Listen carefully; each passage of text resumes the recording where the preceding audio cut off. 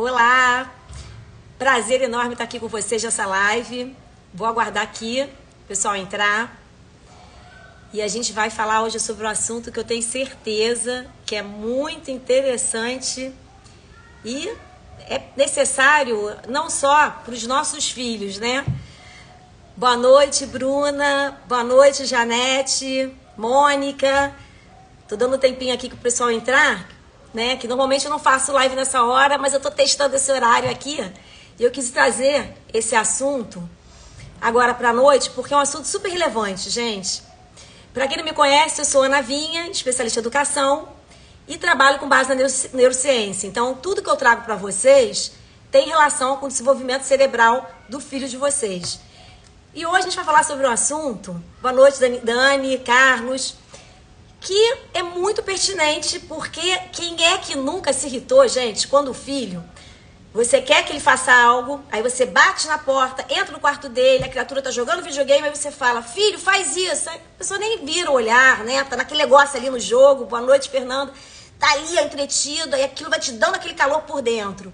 Ou então, você pede 10 vezes pro seu pequenininho guardar os brinquedos, você já se machucou, quase levou tombo, já pisou no carrinho. E é como se, ó, entrasse pelo ouvido e saísse pelo outro, né? Não, Tatiana? Boa noite, Fred. Isso tira a gente do sério. Isso vai criando uma logística em casa que irrita. Mas aí eu te faço uma pergunta. Para você mudar essa rotina aí caótica na sua casa, o que você tem que fazer? Você tem que se perguntar, você adulto, pai, mãe, quando é que você colabora com seu filho? Quando que você atende um pedido do seu marido, da sua irmã, do seu chefe? O que aciona você a ter a vontade de colaborar? Quando você tem essa resposta, aí você tem a chave para mudar essa situação. E se você pensar comigo, você só atende lá o pedido do seu chefe porque aquilo te afeta de alguma forma, né? Se você não fizer, vai dar ruim para você. Então aquilo é importante. Você atende o pedido da sua irmã, que você adora, porque você tem afeto por ela, então isso é relevante para você. Você atende o pedido do seu marido porque você tem uma conexão com ele, uma parceria. Então você se dispõe a fazer aquilo que ele está pedindo. Nem sempre, né, gente? Porque marido de vez em quando eu pego o saco. Mas vamos lá. Então, o que eu quero tocar aqui nessa questão, que a resposta é o quê? Você atende a um pedido, você é adulto, porque aquele algo que está sendo pedido te afeta. E por que isso? Isso tem uma explicação neurológica e neurocientífica. Porque com seu filho, seja ele pequenininho ou grande, vai ser a mesma coisa. Ele vai te dar aquela atenção que você quer na hora que você está pedindo alguma coisa para ele, seja para obedecer, para fazer o dever, para comer, para parar de jogar videogame, qualquer coisa que seja, né? Tudo é uma troca de favores nessa relação. E aí, ele só vai atender também se você conseguir de alguma forma atingir, mostrar para ele que aquilo é importante para ele. De alguma forma, aquilo afetar ele diretamente.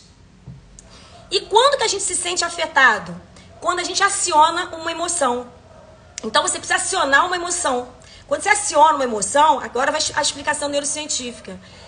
Essa emoção vai levar à motivação e esse desejo de colaborar.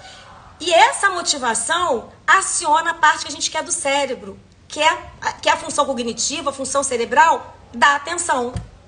Aí você já tem meio caminho andado para aquilo acontecer. Hoje eu tive um comentário no YouTube, eu quase não posto no YouTube. Essa live, para quem quiser assistir novamente, vai ter que ir lá no YouTube, Ana Vinha, que é onde eu coloco na íntegra. No Instagram, no Insta não vai estar. E aí, quando eu fiz essa chamadinha, eu fiz um Reels de chamada, essa pessoa botou um comentário falando, ela da outra geração passada, que com ela não tinha nada disso, né? Que o que funcionava para fazer acontecer é o chinelo, é o castigo, é tirar o celular, o videogame, enfim, que funcionava, que era uma beleza. De fato, ela tem um pouco de razão. Realmente, se você ameaçar de levar o seu filho de levar uma chinelada, de deixar de ir para a festa do amigo, de ficar uma semana sem o celular, você vai ter uma resposta a curto prazo. Mas ele não vai estar colaborando com você. Ele não vai te dar a atenção plena que você quer. né? Porque você quer mudar essa logística na sua casa, porque ninguém aguenta também ficar o tempo inteiro ameaçando. Então, são coisas diferentes. Você vai estar acionando, inclusive, um lado do cérebro que é diferente, que é o lado do medo. Você está acionando o neurotransmissor, que é o cortisol, que é o hormônio do estresse. O filho vai estar te atendendo, porque quando ele aciona essa área do cérebro, que é uma área evolutiva, uma área que a gente lá de trás, ó, é uma área que é da sobrevivência. Ou fujo ou enfrento. Ele foge quando o chinelo tá atrás dele, ó. Ele sai correndo, aí ele aciona o fugir. Quando dá para atender, ele atende porque ele melhor enfrentar, porque senão vai dar ruim para mim. Então é simplesmente por isso. A gente quer mudar isso, a gente não quer essa dinâmica. Porque essa não é a melhor escolha, né? A gente tem que optar sempre pela melhor escolha, mais saudável, que vai transformar o seu filho emocionalmente saudável. E menos estresse no dia a dia de vocês, porque isso também faz mal, né? A gente depois se sente culpado ou culpado por essa relação meio tumultuada. Então, olha, para captar atenção, a gente tem que o quê? Fazer o pedido, se comunicar de modo que afete, que o seu filho se sinta afetado. Se sentiu afetado, você vai estar acionando uma emoção. E aí você vai levar a motivação e vai, então, captar a atenção do seu filho e aumentar as chances de colaboração. Tá, e como é que eu faço isso? Tudo isso parte da boa conexão. Então, a chave para isso acontecer é você fortalecer a conexão, o vínculo entre você e seu filho. Tudo parte da conexão, gente. Então, se o seu filho não está te atendendo, ou se você está precisando tirar o celular, ameaçar, é porque o vínculo está enfraquecido. E é aí que você tem que trabalhar. Então, vamos dar exemplos práticos, tá? Eu vou começar por uma história minha, porque eu já passei por tudo isso que vocês já passaram também. Eu tenho 2 adolescentes, 21 e 22, porque a adolescência agora vai até os 25. Mas já são, né, 2 jovens. Quando eles eram pequenos, eu consegui ensinar a andar de bicicleta, a amarrar o cadarço. A única coisa que eu não consegui ensinar, não teve jeito, foi a dobrar roupa. Por que que eles não aprenderam a dobrar blusa, camisa? Porque aquilo não afetava eles. Porque para o adolescente, para o jovem, o que interessa? Dobra de qualquer jeito, sou eu que estou incomodada, coloca lá no armário e está tudo certo. Então aquilo não afetava diretamente eles. Agora pensa comigo como é que essa situação pode ser transformada. Meu filho estava vindo com um papo que queria trabalhar em loja para ganhar um dinheiro extra, né? Ele faz veterinário, o estágio dele não é remunerado. Eu falei, mãe, acho que eu vou, tô de férias, acho que eu vou procurar trabalhar numa loja. Eu falei, beleza. Agora, digamos que nessa loja ele seja colocado no estoque e tenha que ficar dobrando blusa o dia inteiro. Senão, ó, rua. Rapidinho esse cérebro vai aprender, vai criar conexões aí para resolver isso. Por quê? Porque isso vai estar impactando ele diretamente. Então, a emoção, ela não é só, pode ser uma emoção que te afete, por isso que a gente guarda, por exemplo, o dia do casamento, o dia do nascimento dos nossos filhos, a gente esquece que comeu ontem, mas lembra dessas situações, porque houve ali uma emoção grande envolvida. Mas também pode ser simplesmente uma relevância. Então, no final das contas, a gente tem que, para acionar isso, a gente precisa ter um propósito, conseguir atingir, mostrar um propósito para o seu filho. Se é mãe de criança pequena, aí você todo dia tá com aquela porrinhação de saco para ele guardar as coisas, os brinquedos, por exemplo. Então, você costuma falar como? Geralmente, eu vou chutar aqui. Você vai falar, guarda esse brinquedo agora. Tá uma bagunça. Guarda isso agora que tá tudo bagunçado esse quarto. Né não? Você já muda o tom, você já fala, porque você já tá cansado de falar todo dia a mesma coisa. E aí, o que acontece? Seu filho não corresponde. Tá lá, entra por um ouvido e sai pelo outro. Por quê? Porque você não acionou a emoção, você não impactou ele, você não mostrou o propósito. Agora, transforma isso numa brincadeira, numa diversão. Muda a fala e fala assim, gente, vamos fazer uma coisa aqui, vamos tentar descobrir, digamos que ele tem uns 4 anos, aonde cada brinquedo mora. Você acionou uma emoção, a curiosidade, ali já passou-se uma brincadeira.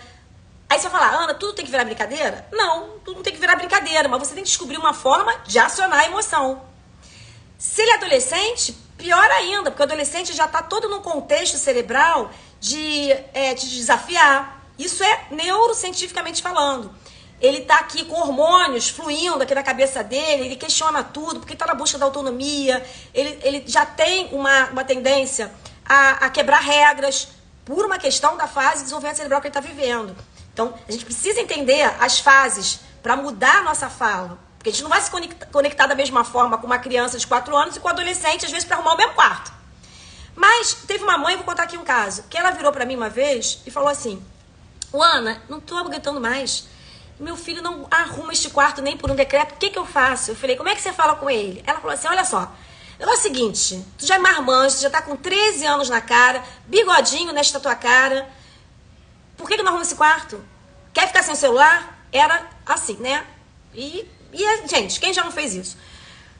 Aí eu propus a ela que mudasse a fala. Falei, vamos fazer o seguinte, você vai fazer, porque o adolescente, até mesmo a criança pequena, ela quer sempre uma busca pela autonomia. Isso é inerente ao ser humano. O ser humano não gosta de ser mandado.